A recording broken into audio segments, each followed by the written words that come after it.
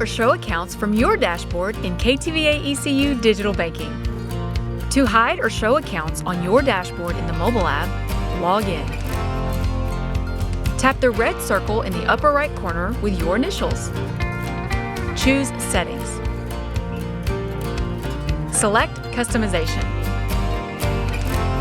Tap Account Visibility.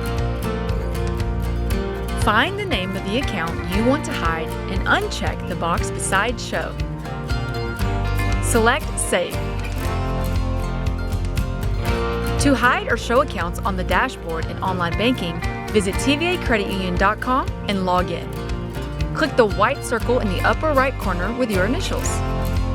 Choose Settings. Select Customization. Click Account Visibility. Find the name of the account you want to hide and uncheck the box beside Show. Click Save. For more information about digital banking, visit TVACreditUnion.com. Join us now.